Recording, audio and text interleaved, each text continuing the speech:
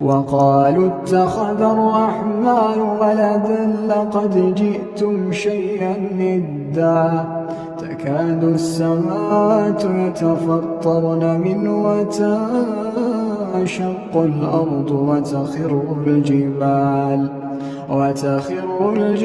هدا أن دعوا للرحمن ولدا وما ينبغي للرحمن أن يتخذ ولدا.